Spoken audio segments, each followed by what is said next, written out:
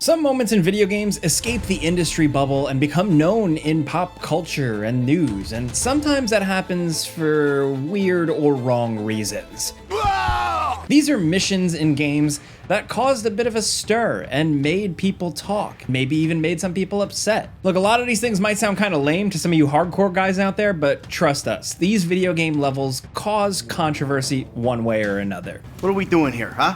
Starting off at number 10 with something recent, Ready or Not. This is a game about a big city SWAT team, but the developers flirted with widespread controversy with multiple missions. There are multiple levels inspired by real-world shootings, which, I mean, does make sense. This is a realistic police simulation game, so it makes sense to include realistic SWAT scenarios for your heavily armed coppers to fight. The world is grim, this work is grim, and it's trying to reflect that. But look, up to you, whether any of these missions are in good taste is another matter completely, because several levels were built to actually mirror the real-life counterparts, and one of those missions is a pretty queasy recreation. The Elephant mission depicts an active shooter situation at a community college. There are 4 suspects in gas masks and body armor that plant bombs in the school and actively search for civilians to shoot.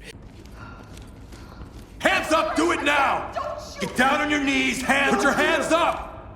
Hands up, drop to your knees, hands up now, drop to your— Move in. It's pretty eerie spotting one of these guys and inevitably taking him down. Even if our SWAT team ended up being like one of the best ever, we managed to arrest all 4 suspects. Now, without getting too graphic, that kind of peaceful outcome is pretty unlikely in this game. No, what the real thing with this isn't the tense shootouts, it's how the school is explicitly designed to kind of match the Columbine High School massacre.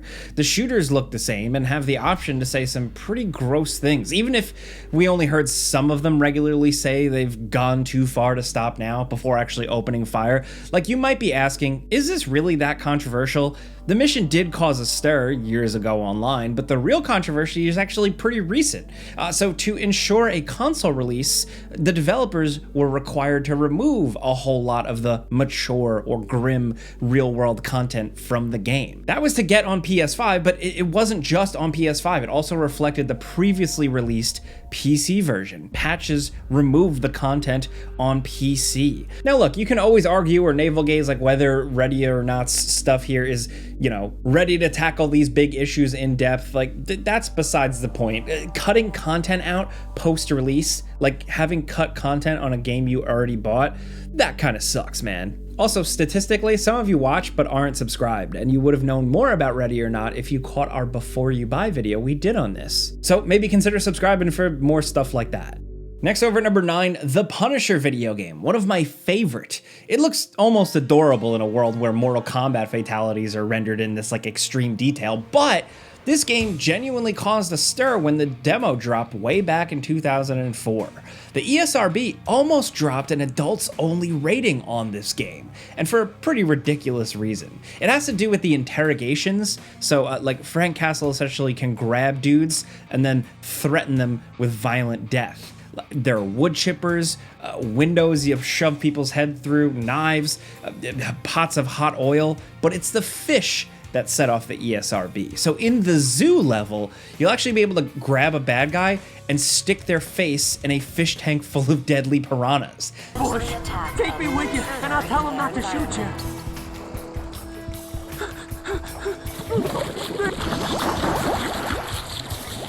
You gently move the analog stick, shoving their face in there. The zoo level is the playable level in that demo that we mentioned, and therefore became like a real lightning rod for controversy among the type of people that wouldn't ever even buy a video game. The zoo isn't any more violent than any other part of the game, and still, the kills were completely censored. Instead of watching a cute little gruesome like murder of bad guys, you get a black and white version that sometimes totally obscures the actual deaths. Maybe it's the fact that you get to control the kill, like I said, like moving the joystick slowly, like some kind of weird serial killer. But again, hey, I think they're just going for the Punisher experience here. They were trying to be authentic to the source material. And from a modern perspective, like none of this is even remotely that violent. You get like a big poof of blood. That's what the ESRB had to censor to protect us. Sometimes controversy really just makes no sense here. Next at number 8, Sometimes controversies are inevitable. Like, we couldn't do a list of controversial missions in games without talking about No Russian from Call of Duty Modern Warfare 2. This is like the undisputed king of controversy. Just a disturbing mission. This mission is so infamous, it has a warning message before you play, and it offers to let you skip the level entirely. That's pretty impressive because the mission is also the entire linchpin for the story. But also, we don't blame anyone for skipping this one. Look, we all know what this mission is by now, but we'll recap it anyway. So in No Russian, you take part in a full-on active shooter massacre. You're a spy, you're working undercover to capture a team of terrorists, but you're unexpectedly forced to help them.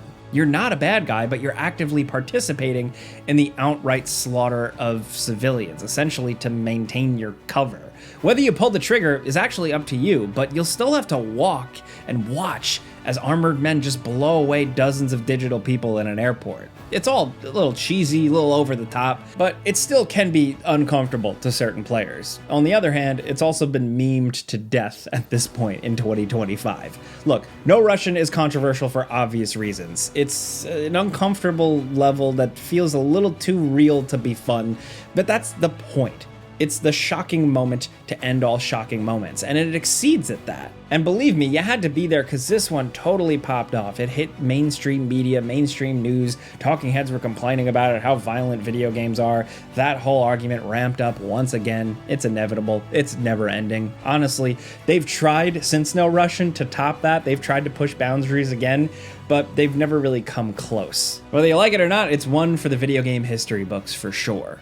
Now, next over at number 7, it's surprising that a relatively tame mission caused such a stir in GTA 5. There are multiple missions where your characters gun down dozens of cops or soldiers or even civilians that didn't get any media attention at all. All the controversy, all the outrage, all the questioning went to a little mission called By the Book, where Trevor tortures a dude for information. So you're switching between Michael in the field and Trevor in the warehouse, and you'll get to choose different torture implements to get answers, but they all basically do the same thing. Well, you ain't gonna be chewing steak anytime soon. What's controversial here is the use of waterboarding, which isn't really a new thing in video games, I don't think. The novel part of this mission is that you choose, so you're basically implicit in torturing a dude in some pretty violent ways. Look, it doesn't seem that much worse than anything depicted on TV shows or movies or other video games at the time, but GTA 5 exposes this stuff to a much wider audience. It's the world's most popular game. So of course it caught mainstream attention and people took issue with it. This scene was apparently cut from the Japanese version of the game entirely,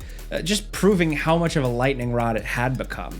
And you don't even need to do all the torturing either. Once you reach the sniper section, if you know who to shoot and where, you can end the mission there and help save the dude from having to spend more time with Trevor. A lot of conversation at the time, but I'll be completely honest, I totally forgot this mission existed until I started talking about it in this video. I think it's a good time, buddy. You know, go for a drive. Wait. No, you get to work and I'm not here.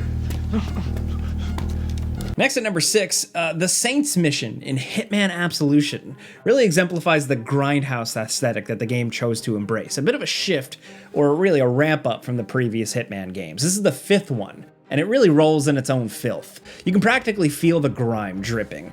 There's a more slimy quality to Hitman Absolution that was very in vogue for video games at the time, and the Saints mission caused the most stir, even if it's hardly the weirdest or craziest thing we've seen in a game. In Hitman Absolution, our bald pal, Agent 47, is targeted by the agency he works for, and they send a team of BDSM latex ninja nuns to take him out while he's staying at this hotel. Go with God, mother. This leads to a series of encounters where Agent 47 has to defeat each of these ninja assassin nun ladies. You can go loud with guns or sneak around, discover hidden methods like dropping a piano on their heads. Look, it's like a patently ridiculous mission.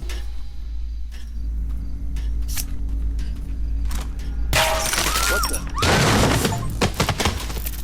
Man, we got a situation. That's easily more controversial because of the trailer showing Agent 47 fighting the over-sexualized nuns violently, something that you can't really do that much in the actual game. Controversial for some people, you know, the violence, the depiction of women, but also just, it was so stupid, and it also just felt really out of character for a Hitman game. They were edgy, they pushed the boundaries in certain ways, but this just felt more cartoony and comic booky than what we were used to as Hitman fans who had played from the beginning. The missions did even have some flashes of brilliance though. Agent 47 gets to kind of stalk some of these targets around in a cornfield, and you can disguise yourself as a scarecrow and wait around. That's pretty cool, I gotta admit.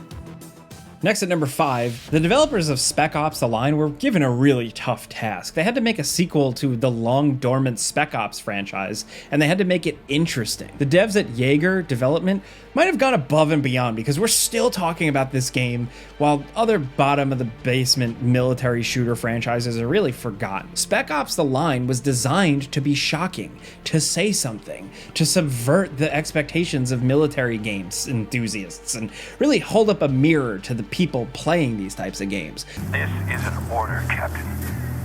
Who lives? Who dies? Judge these men, or pay the price of insubordination.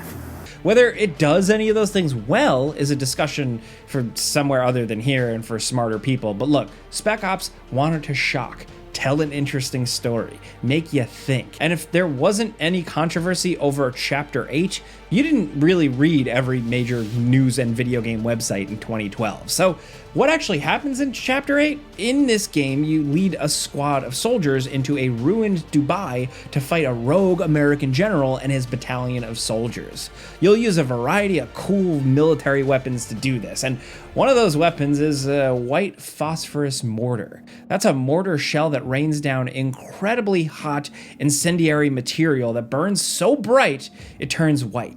This stuff is used for signaling in the real world, but in video games it's used like a over-the-top flamethrower. Your team targets an enemy camp you can't see, then they do it, and then they go on in to check on the destruction and make sure it's all clear.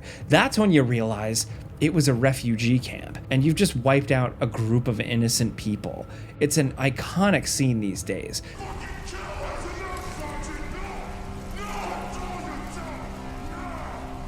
We need to keep moving. What? Reinforcements will be here any second. We need to keep moving. A memorable moment in the gray and brown years of video games where like a shocking, genuinely horrifying moment broke free of the gamer bubble. Really cool, really creative, effective storytelling in the realm of video games. Next at number 4, the power of the Atom Quest from Fallout 3 is one of the biggest temptations in games. You're offered to help a town by disarming an unexploded nuclear bomb. Or you can set it off yourself.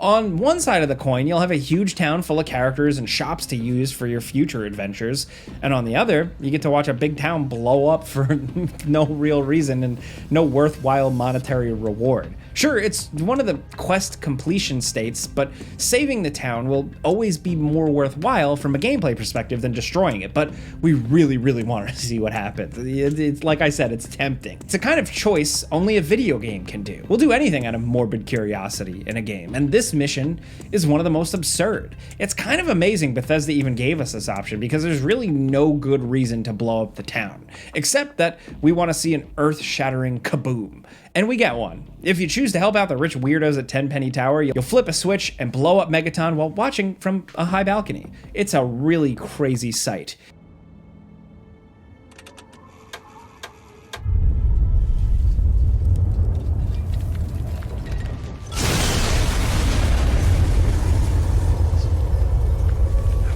And you can even return to the smoking ruins of the town to find a few survivors that'll just attack you on sight. Sure, the crater isn't exactly nuclear bomb sized, but Fallout 3 works on a different scale.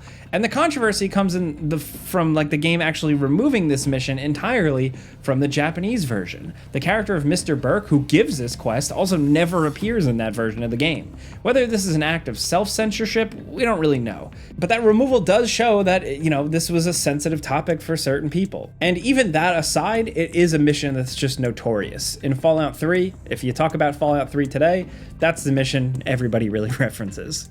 Now at number 3, Manhunt 2 might be one of the most scrutinized games of the 21st century. If you were around to remember it, it's a game that sparked multiple controversies just after its announcement. Manhunt 2 was accused of many things by many different government agencies in many countries, but nothing in the game seems particularly worse or more gruesome than the first Manhunt game. If anything, Manhunt 2 is an easier story that seems a lot less bleak than the original game, where packs of masked killers just hunt your character for sport in a twisted televised game show. The sequel was censored in a variety of ways, and I think it was the controversy of the first game. Kills were removed, filters were applied to cover up some executions, and an entire gameplay mechanic got pulled out at the last minute.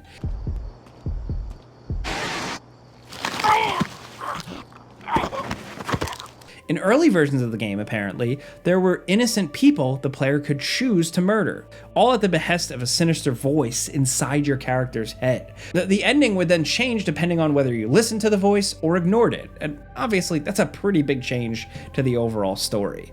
The game actually caught the attention of notorious Jack Thompson, an infamous lawyer that sued basically every video game publisher that was really kicked off by Rockstar Games and Grand Theft Auto. But the real controversy came from US senators writing to the ESRB concerned with content from the game and pushing for an adults-only rating. All this led to yet another gameplay mechanic totally removed. In Manhunt 2, you would be scored on how quickly and how brutally you killed enemies. By charging up your stealth kills, you'd perform more violent executions. This feature was totally removed to avoid the dreaded AO rating, even though the first game used this exact system with no issues. Controversy doesn't need to make sense. People need a scapegoat, and Manhunt 2 was picked, and that was that. Now at number 2, if you thought the controversy surrounding Manhunt 2 was overblown, then get a load of Night Trap. This extremely cheesy, now classic FMV game, it got caught up in this whole Senate hearing over the perceived violent and sexual content of the game. Night Trap somehow is actually like one of the reasons the ESRB exists. All those little E, T, or M ratings slapped on video games, that's thanks to Night Trap.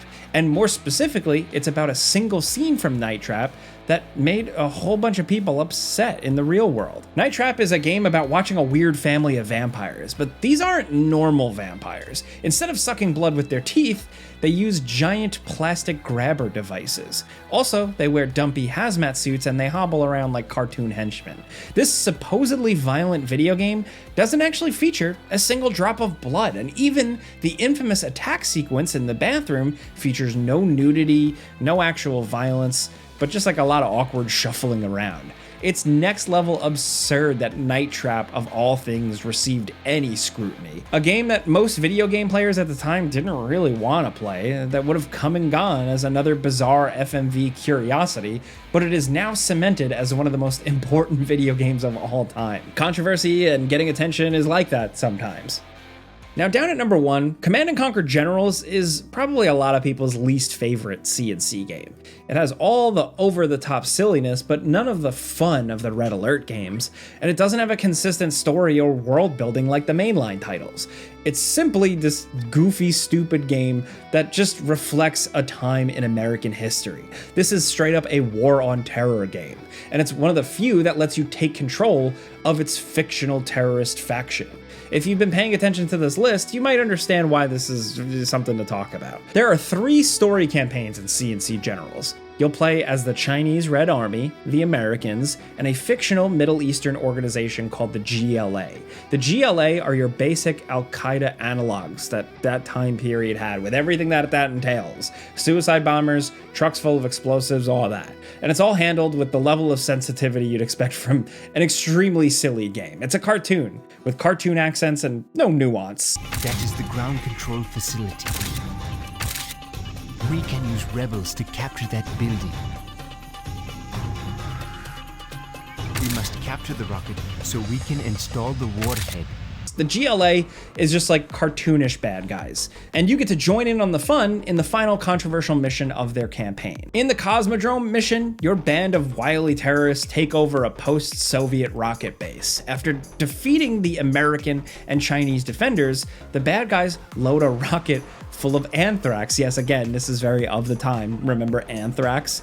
And then they do this and they bomb a major city. Look, it's really hard to take any of this seriously. The tiny models, the bad voice acting, you know, it might be a shocking scene to someone, but to most people, it's just funny. But not everyone agreed. This mission was censored in European countries like Germany, where the final cutscene was removed entirely. It isn't the only cut, with multiple other references to real locations and organizations changed. Look, it's a dark mission, and now you all know about it. It isn't even the darkest mission in the game, though. There's actually a cut GLA level where you control something called a toxin tractor. I don't know. We'll leave that up to your imagination. Anyway, those are 10 controversial video game levels that maybe didn't deserve as much scrutiny as you'd expect. Either way, you can feel how you want. We don't care either way. We just wanted to take a look back at video game history. And honestly, we probably missed some levels. There are plenty of weird, wonderful levels out there, so let us know what you're thinking. If you like this video and you like talking games with us every single day, clicking a like button helps us. We really appreciate that. And if you're new, consider subscribing, maybe hitting that notification bell, because we put out videos every single day. But as always, thanks for watching, and we'll see you guys next time.